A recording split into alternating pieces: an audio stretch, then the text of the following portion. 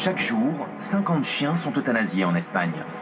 Tous les ans, 100 000 chiens sont abandonnés.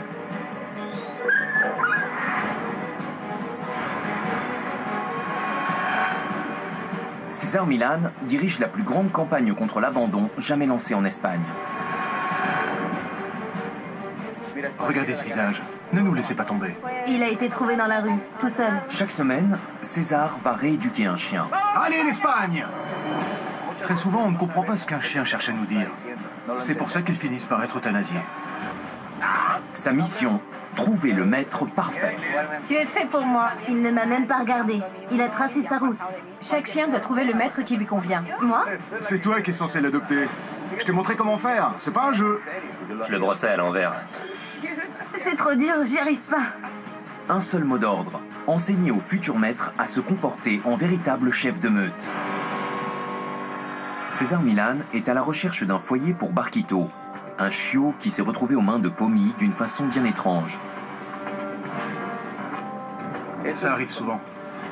Il y a 3 groupes de candidats pour l'adoption du chien, Maca et Erika. Quand j'étais petite, un berger allemand m'a mordu à la cheville. Respire. Bouge pas. Miguel Angel et Anna. Il ne peut pas rentrer dans ton espace. Je te présente Barco.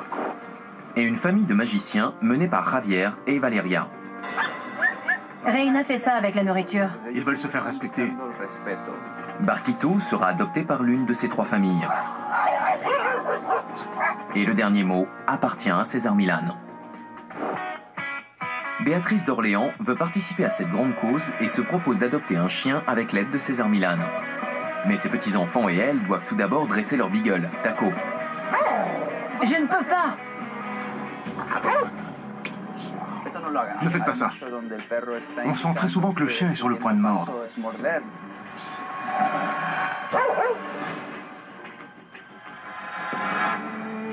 Bonjour. Ça va? Bonjour. Bonjour.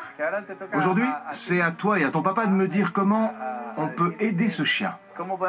D'accord? Comment vous l'avez trouvé? Ils l'ont jeté par-dessus la haie. C'est vrai?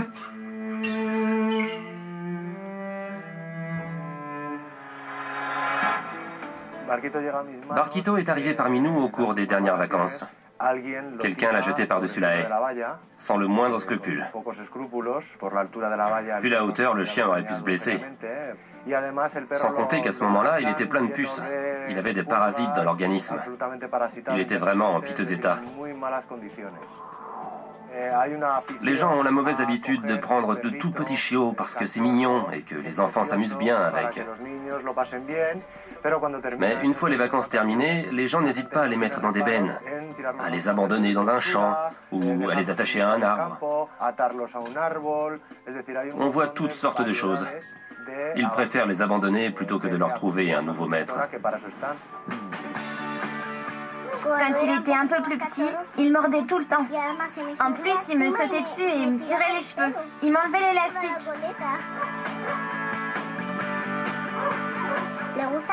Il aime bien qu'on lui lance la balle. Il va la chercher et il la ramène à mon père.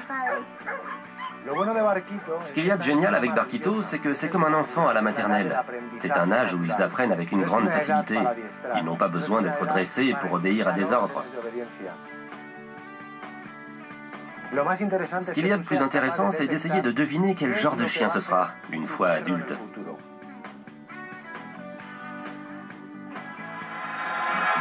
Ce que j'aime chez lui, c'est qu'il est joueur. Il aime beaucoup jouer. Ce sera un bon chien pour les enfants, tu crois? Oui, je pense. Tu dirais quoi aux enfants? Comment ils doivent être avec lui? Gentil, parce que s'il le tape ou qu'il lui jette des cailloux dessus, il va croire que tous les enfants sont comme ça. C'est sûr. Et après, il voudra tous les mordre. Tu le promènes? Pour que les enfants voient comment il faut faire? Et comment Barquito réagit avec toi? Marco? Il est docile. Il a l'air fier. Oui. Et il est tout le temps comme ça? C'est bien. Tranquille, détendu. Oui, souvent. Et surtout quand il est en laisse. Dès le départ, on a pris l'habitude de le promener en laisse, pour éviter qu'il mange les déchets qu'il trouvait par terre. Du coup, pour lui, la laisse, c'est synonyme de détente. Parfait. Pourquoi il ne faut pas que les chiens se battent en mangeant? Parce que le premier doit manger sa nourriture, et le deuxième la sienne, et le troisième aussi. Ils doivent se respecter. Oui. Et tu fais quoi si un chien ne respecte pas les autres? Je lui fais... Quand ils ont terminé, tu ramasses les gamelles? Bien sûr. Parfait. Cette expérience nous apprend que Barquito ne pose aucun problème quand il s'agit de défendre son territoire et sa nourriture. Surtout avec les enfants. Il faut bien surveiller quand un enfant joue avec un chiot, parce qu'un chiot devient facilement surexcité. Vous voyez, Junior fait des bonds. Il attend la balle, mais il n'est pas trop près de Zoé. C'est très important. Il faut l'apprendre au chien, ce respect. De cette manière, quand l'enfant prend la balle, le chien ne va pas essayer d'attraper la main, ce qui peut être très dangereux. Beaucoup d'enfants, quand ils jouent, ont peur de la façon dont se comporte le chien. Regardez Barquito. C'est très fréquent. Le chiot, lui, ne connaît pas encore les règles de respect. Regardez. Alors que celui-là qui est adulte, plus mûr, il connaît les règles. C'est ça qu'il faut apprendre aux chiots. C'est là qu'on leur explique comment se faire accepter dans le groupe. Quelles sont les règles à la maison. S'il n'a pas le droit de monter sur le divan, c'est facile de les éduquer. Maintenant, le chien a la balle. Tout comme Zoé l'avait à la main, mais la différence, c'est que Zoé n'imposait pas le respect pendant le jeu. Ce qui fait que lui, il ne savait pas qu'il devait se tenir à distance. Là, ils le sentent. Donc nous, ce qu'on doit faire, c'est les imiter. En le repoussant comme ça, je lui explique qu'il doit se comporter de la même façon avec lui qu'avec moi. Il faut que le père ou la mère surveille l'enfant qui joue avec un chien. Parce que l'enfant aura tendance à s'exciter. Avec la balle, là, je les oblige à respecter l'espace de Zoé.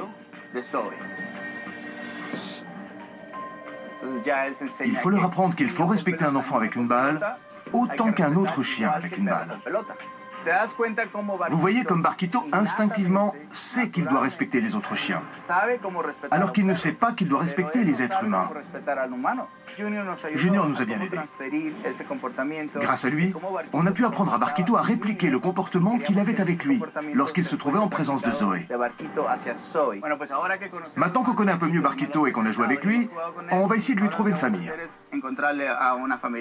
Ça te paraît une bonne idée? Tu voudrais qu'il ait quoi comme famille? Je sais pas. Barquito, il serait bien dans n'importe quelle famille. C'est sûr.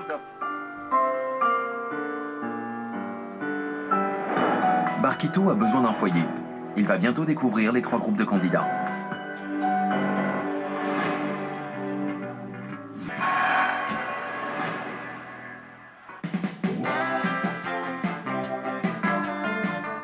Ça va les filles?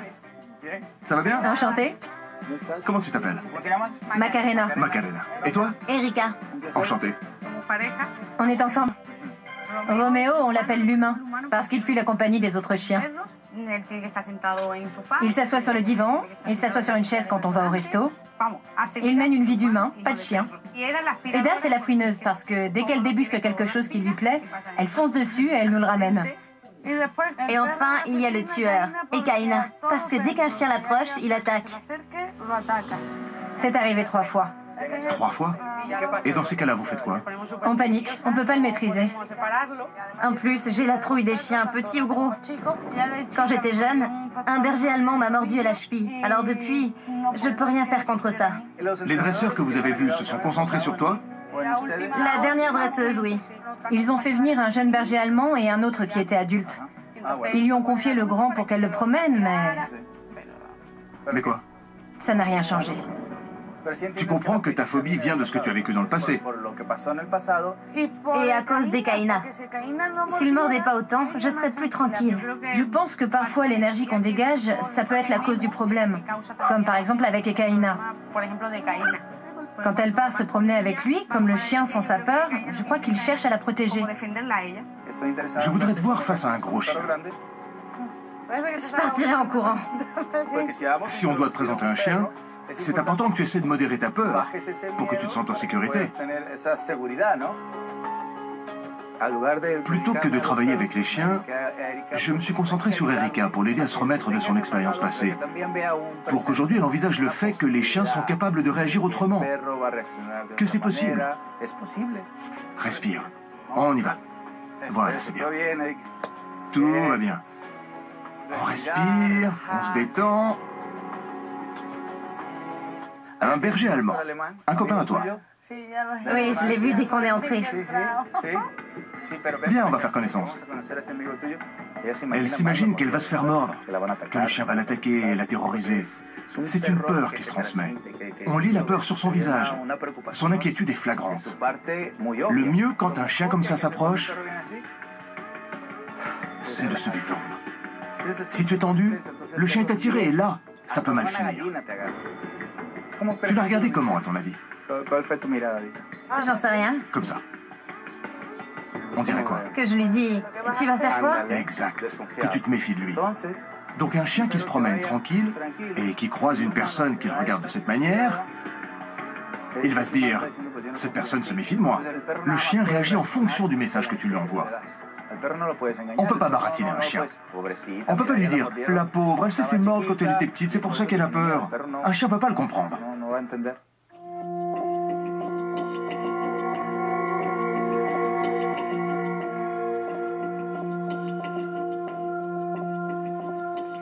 Le meurtrier, le tueur, lui, il est plus docile que les autres.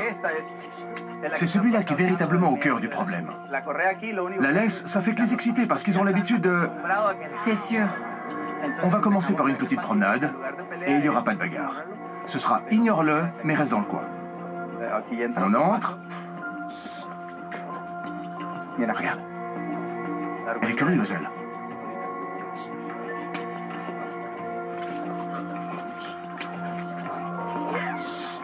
Prends-la. Parfait. Elle veut entrer. Il y avait des moments où ils étaient affectueux avec les autres chiens et d'autres où on sentait revenir les vieux réflexes et l'envie d'attaquer. Et c'est dans ces moments-là que je les corrigeais. En gros, je leur disais, je sais que tu as envie d'attaquer et c'est pour ça que je te corrige. Si tu es affectueux, je te corrige pas. On le surveille.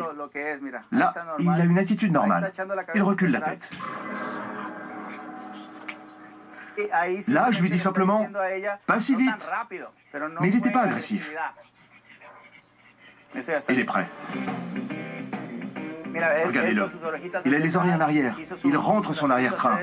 Ça veut dire, je suis soumis. On pensait qu'il réagirait de manière beaucoup plus agressive. Mais bon, on a vu l'énergie que dégageait César. C'est comme s'il leur disait, c'est moi qui commande et c'est moi qui décide ce que tu peux faire ou ne pas faire. Lui, on le garde en laisse. Parce qu'il montre encore beaucoup de méfiance. Ce chien n'a rien d'un tueur. Le vrai problème, c'est qu'il manque de confiance en lui.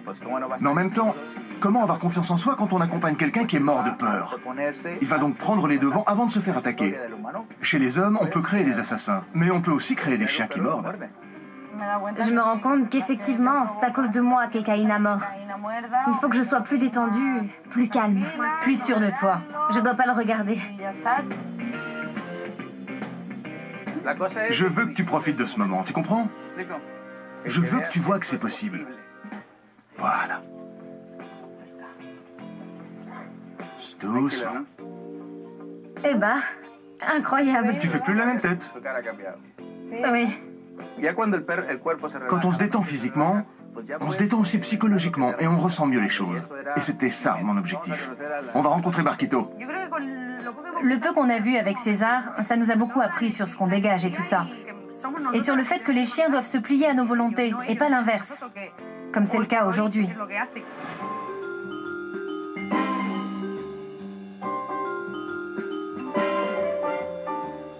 Il dit quoi là? Qu'il ne veut pas. Il réagit au message que ces trois-là lui envoient. Tu comprends? On a vu Barquito se cacher derrière Macarena, comme s'il disait « Je veux pas aller dans cette meute. Elle n'est pas prête à m'accueillir. » Voilà Barquito, un chiot sans problème. Si vous maîtrisez pas ces trois-là, avec un quatrième... Ce serait pire. Ouais. Les trois chiens qu'elles ont déjà, en fin de compte, ne vont rien apprendre de bon à un nouveau venu.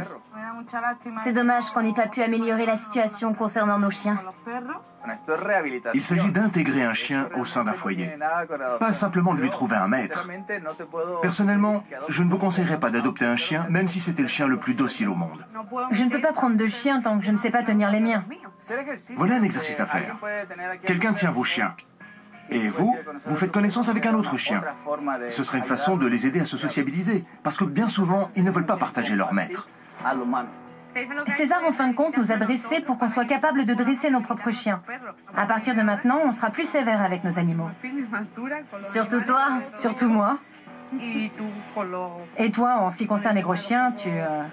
Je vais y travailler. D'accord.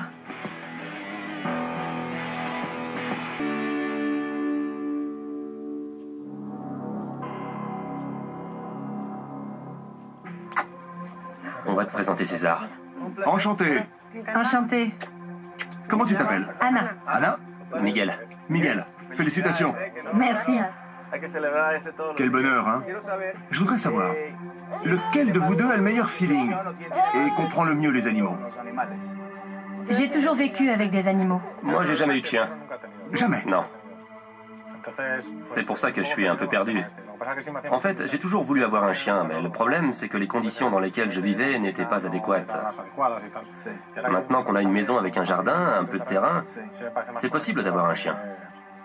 Et comme on a un bébé maintenant, je pense que c'est un bon moyen pour éduquer un enfant d'avoir un animal domestique, un petit chien. Je vous présente Zoé. Bonjour. C'est très important pour évaluer un chien de voir comment il se comporte, l'énergie qu'il dégage, en présence d'enfants. Je veux voir si on perçoit un changement, s'il perd son calme et qu'il commence à s'exciter. Sors Miguelito et fais les présentations. Tu vas te baisser et il va s'approcher. Jusque-là, il n'a pas le droit d'entrer dans ton espace. Quand il y a un bébé dans une famille, c'est le bébé qui doit être le chef de la meute. Quand le chien a compris ça, il n'y a plus de soucis à se faire. L'animal s'occupe de l'enfant comme s'il était sa nounou. Je te présente Barco. Ici, tu t'arrêtes. Tu peux le faire asseoir. Voilà. Il faut faire cet exercice régulièrement pendant 2 semaines avant de lui donner l'autorisation d'entrer. Comme ceci. Et il n'a pas encore le droit de le toucher. Mais l'enfant a le droit. L'enfant peut toucher le chien. Le premier qui touche l'autre, c'est celui qui va contrôler la situation.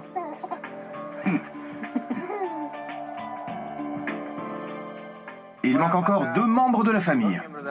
Les chats. On va les lui présenter. Qu'est-ce qu'il y a, Barco? Viens par là.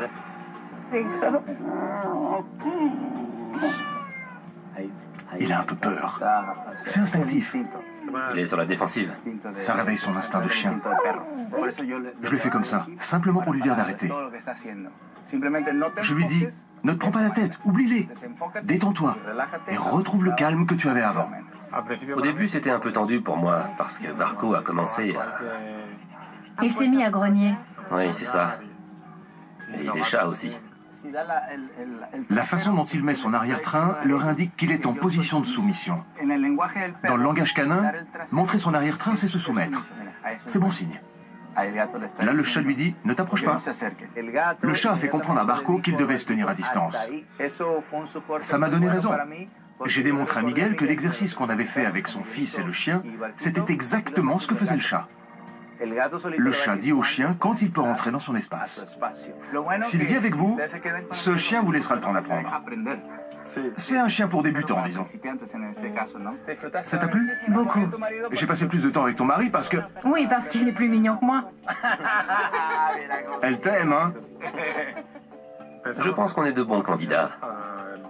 Pour adopter un chien. Et c'est un bon chien pour nous. D'ailleurs, si on l'avait trouvé dans un chenil, on l'aurait adopté.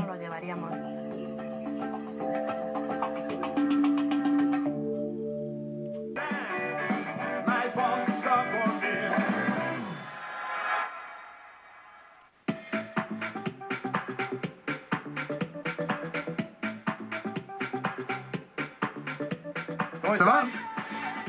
Ravi de vous rencontrer. Comment allez-vous? Bonjour. « César, enchanté. Mon pote? Racontez-moi un peu votre histoire. Elle est proche de la mienne. On vit en Espagne depuis 9 ans. On est argentin et on fait des spectacles de magie. On ne savait pas s'il y aurait du boulot. Ni où on irait. On a débarqué en Galice et j'ai trouvé un petit boulot. Je ramassais des pierres dans une carrière. Jusqu'à ce qu'on en ait marre et qu'on se lance dans la magie. On gagnait très peu d'argent. Des fois, fallait choisir entre acheter des couches ou du lait pour les enfants. On ne chauffait pas, on se gelait. On n'achetait pas de vêtements, c'était dur. Vous teniez comment? On pleurait ensemble, on se serrait fort.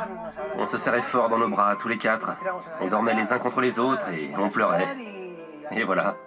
Et on demandait à Dieu de nous permettre d'aller de l'avant. J'étais curieux de connaître l'histoire de Javier, Valeria et leurs enfants à leur arrivée en Espagne. Ça te donne des indices sur leur personnalité, leur pragmatisme, la façon dont ils vivent. Ce genre d'expérience, ça t'affaiblit ou ça te rend plus fort. On va vous présenter Marco, c'est un chiot très jeune. Il est calme, il ne pose aucun problème. C'est un chiot tout ce qu'il y a de plus normal. Le voilà, ça c'est mon fils. Tranquille, d'accord? Oui. Assise, Reina. Elle est contente, il lui plaît. Doucement, ma belle.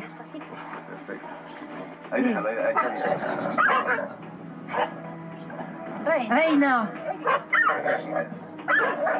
C'est très bien ce que tu fais. Calvin a gardé tout le temps Barquito derrière lui, et ça a permis d'éviter que ça se passe mal. En tant que chef de meute, il donne des ordres et il protège. L'aboiement au premier contact, c'est normal. C'est pour prévenir la meute de l'arrivée d'un nouveau venu. je sais pas, il avait l'air très... Il veut jouer. Libère-le. Ils veulent monter. Non, lâche-le. Pourquoi il lui fait ça? C'est normal. Monter l'autre, ce n'est pas forcément un acte sexuel.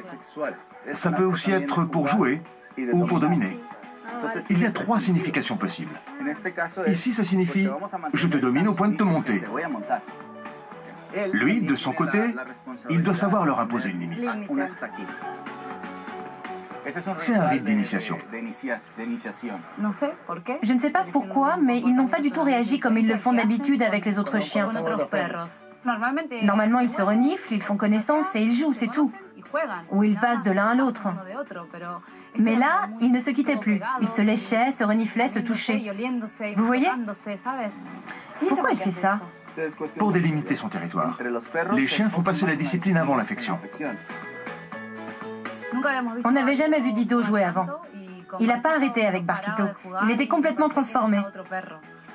Ce qui est important maintenant, c'est de voir comment ça va se passer avec Barquito pour ce qui est de la nourriture. Parce que quand il y a un nouveau, les chiens peuvent se montrer dominateurs. Montrez-moi s'il vous plaît comment vous allez faire. Et si vous respectez un ordre de distribution à la maison, faites-le aussi ici. Tu viens manger? Dido, à table. C'est bien. Va manger. Reina, allez. Ils changent de gamelle. Oui, ils font leur truc. Des fois, on met Dido ici et Reina là, et puis après, ils échangent. Ils ont chacun leur gamelle, mais ils échangent. C'est pas très grave. Reina fait ça avec la nourriture. Mais vous voyez la distance qu'elle impose à Barquito? Ils sont sans arrêt en train de chercher le respect de l'autre.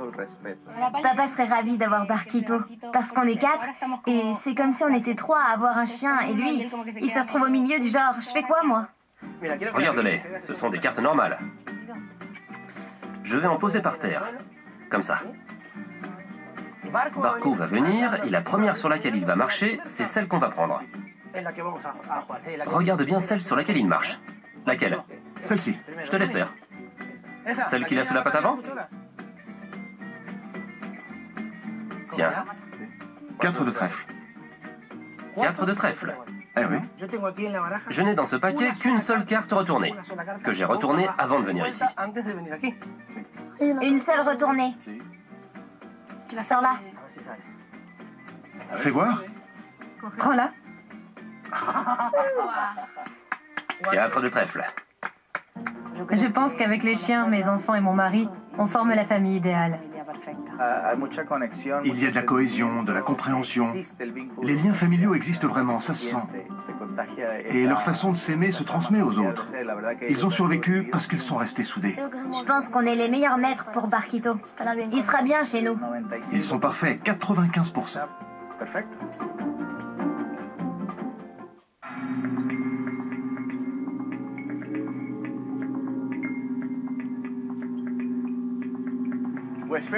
Ça a été magique pour moi aujourd'hui.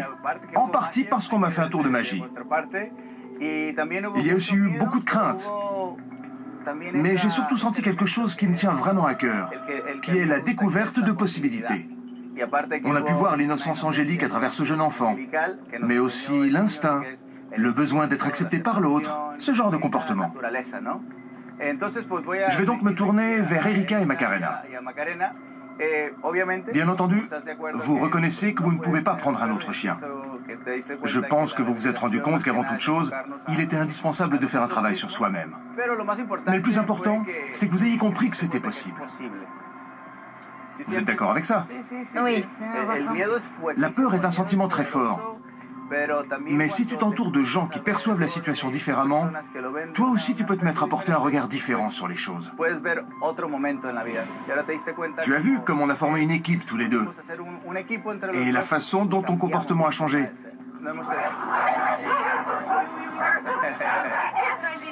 On n'a pas encore terminé. Il ne nous a pas confié Barquito, mais il nous a donné de précieux conseils à suivre par rapport à nos propres animaux. Je vais essayer de surmonter ma phobie des gros chiens. Tu vas le faire. Tu vas pas essayer, tu vas le faire. Ok? La famille argentine. J'ai passé un très bon moment en votre compagnie. Ce qui m'a beaucoup plu chez vous, c'est cette cohésion familiale. Bien que je ne vous confie pas le chien, je pense que vous seriez tout à fait à la hauteur. Mais je crois que ce sera très bénéfique pour Miguelito. Ce sera son premier chien. Et avec un chien aussi calme... Regardez son sourire. Ça lui apportera beaucoup. Et en tant que parent, vous savez que c'est bénéfique pour tout le monde. J'étais très surprise parce que je pensais qu'on serait choisis. Mais je comprends aussi que pour le jeune couple de parents qui n'a encore jamais eu de chien, ça va être génial. En fait, tout ce qu'il vous manque, c'est la pratique. Et pour ça, il suffit de se détendre, de faire des exercices, d'appliquer une discipline et de donner de l'affection. Alors, bienvenue dans le monde des propriétaires de chiens. Merci. C'est votre premier chien pour ton fils et toi. Je pense que c'est bien, parce qu'il devrait y avoir de bonnes ondes. Un échange entre le bébé et le chien. Je suis vraiment contente, parce qu'il va être dans un foyer où ils vont s'en occuper vachement bien. Et ça, c'est une bonne nouvelle. C'est le chien qu'on cherchait. Je crois qu'on est... Comblé. comblé. Peut-être qu'on pourra s'agrandir dans 1 ou 2 ans, mais... Aujourd'hui, on est comblé.